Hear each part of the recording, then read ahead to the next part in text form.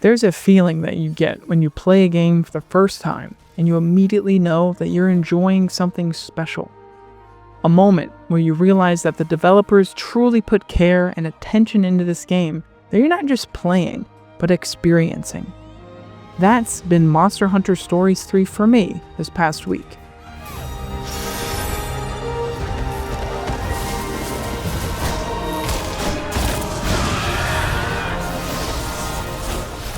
Now I know that's quite the praise to give Stories 3 when we're just dealing with the demo. There is a possibility that the full game won't make good on the promises that this demo offers, but dang it, I think they've got a great foundation already.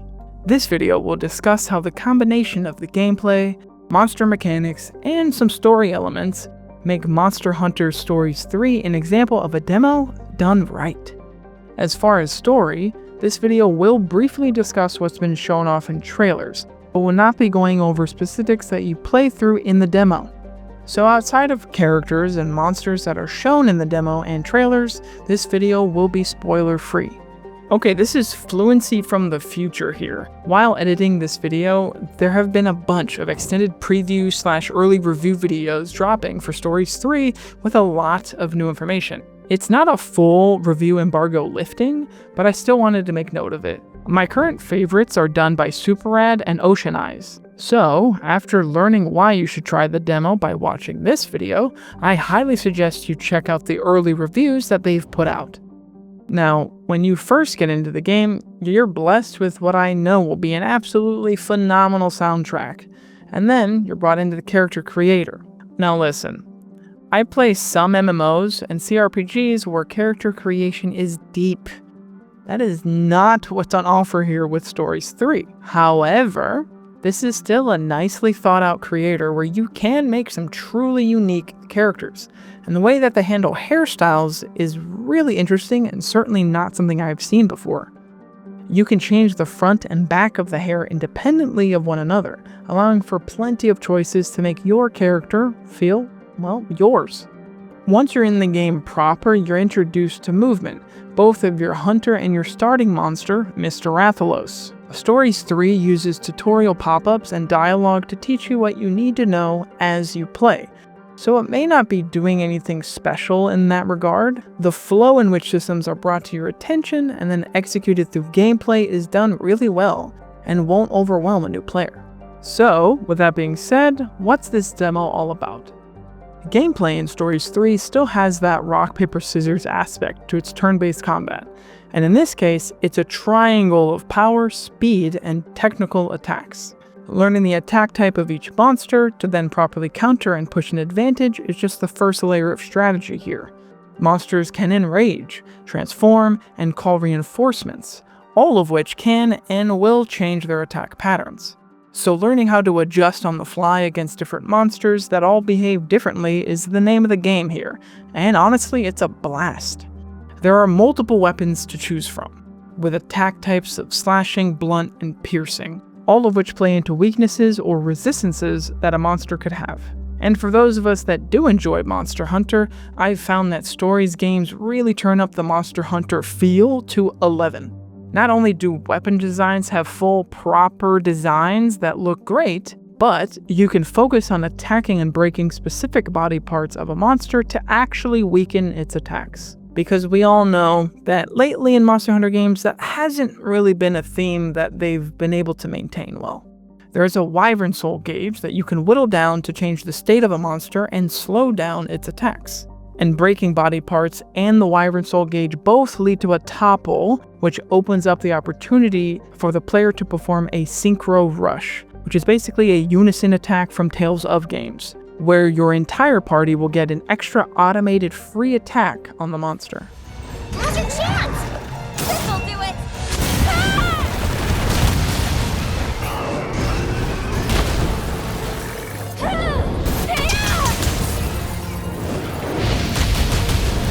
We've got this!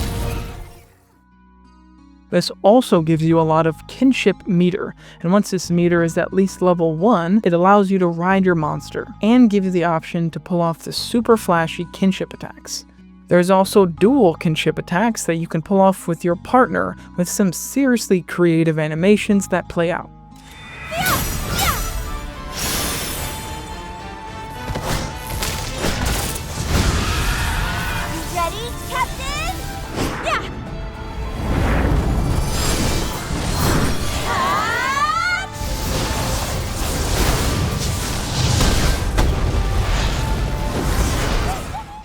Similar to Stories 2, you will almost always have an NPC partner alongside you in combat.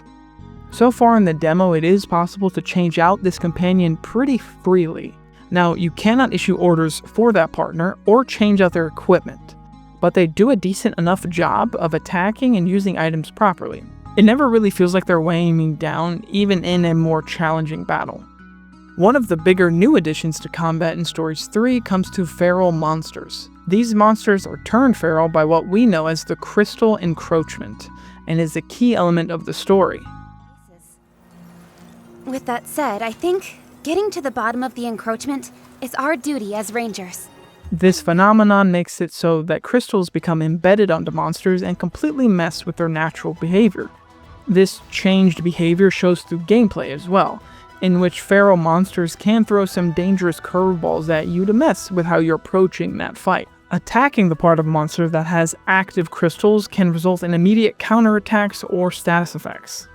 So be mindful of which part you're actually attacking. I did not see the little cracks on this indicator here for like half this fight, and it was definitely pretty annoying. Monster collecting through obtaining and hatching monster eggs is also another layer of strategy that allows you to customize your party of up to 6 monsters. You can also control multiple factors of these monsters with a system called habitat restoration. And through this process, you're restoring and ranking up the population of endangered monsters. As these populations gain ranks, you're then able to access higher quality monster eggs and unlock stronger skills and passives, and even monsters with different elements and appearances, such as the Tobi-Kadachi with fire element instead of thunder, or this Green Engine app that someone has on Reddit. Which monsters you have in your party also dictates how you can travel throughout the game and opens up the world through collecting resources.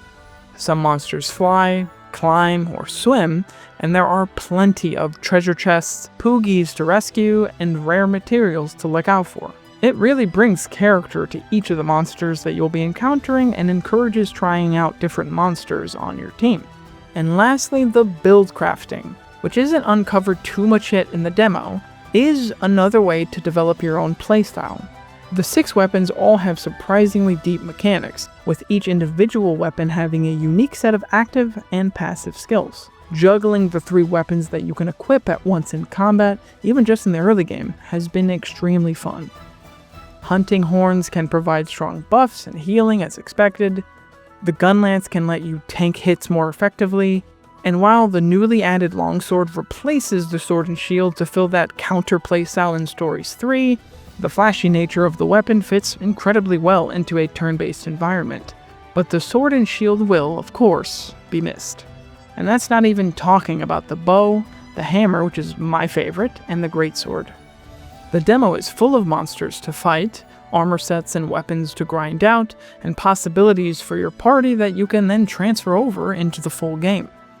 The level cap of the demo is set to level 10, but there are super challenging fights such as Pharaoh Nursilla, Berkidios, and Espinas that are thrown in as a way to challenge players. There is definitely some RNG involved in beating these monsters at this point, so while I probably won't tackle these challenges myself, I think it's genius for Capcom to add this content into a demo for players to really sink their teeth into, and then transfer that into the full game.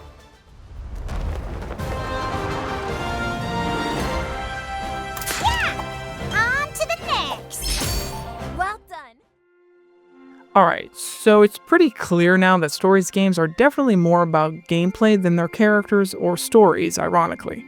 But have there been any noticeable improvements to either in this demo? Well, to be honest, the more mature themes that the story is already diving into are decently compelling so far. You play as a prince or princess of Azuria, a kingdom known for its prowess at monster riding, and with an established group known as the Rangers that specialize in riding. While normally monster hunters have the role of defending regions from monster attacks, these rangers prioritize ecological stabilization and the health of these monsters within their natural habitats, which plays perfectly, of course, into the habitat restoration mechanic that I mentioned earlier. Capcom did a great job here. Both the story and gameplay systems mesh incredibly well together. So, without going into spoiler territory, I'm almost surprised to say that one of the ending scenes in the demo gave me actual chills. Stories 3 still has a kind of wholesome vibe that the previous games had, just with more maturity and natural disasters that then evolve into political intrigue and straight up war. Your character's interactions with other key characters is handled well, and is part of what keeps you playing and wanting to see how these relationships may evolve. It's set up perfectly so that you, of course, want to know what happens next, and then it fades into a to be continued screen with a link to purchase the full game. It's classic. But yes, the characters so far aren't super deep, but there already is that sense of fellowship and camaraderie that is common to this genre. And it's always nice, honestly, to play a game that's fully voiced. I really want to see what she can do. Are you up for it, Lady Eleanor? Most certainly. Work for you? No objections here. Same. All right then. And it all really starts to click once you see the characters interacting in and out of combat through the improved graphical details of Stories 3, as well as beautiful skill effects, a really clean and updated user interface, and, in my opinion, voice acting that is pretty solid. There's obviously quite a lot of positives that I've already mentioned about this game, but there are also some shortcomings.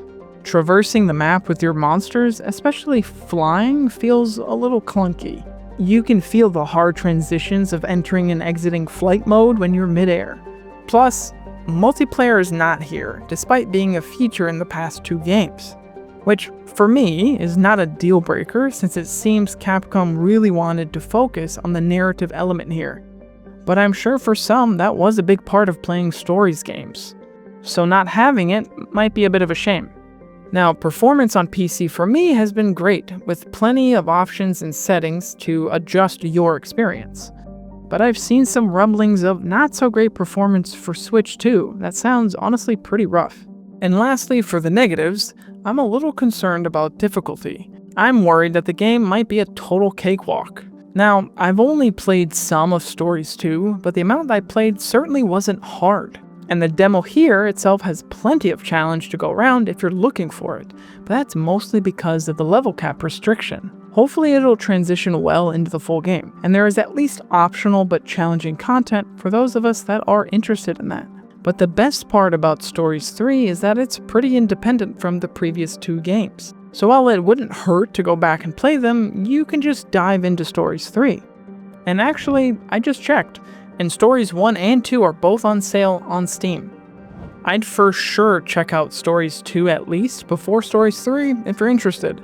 Going back to earlier games in the series may be a little challenging after experiencing the massive jump in quality that is Stories 3.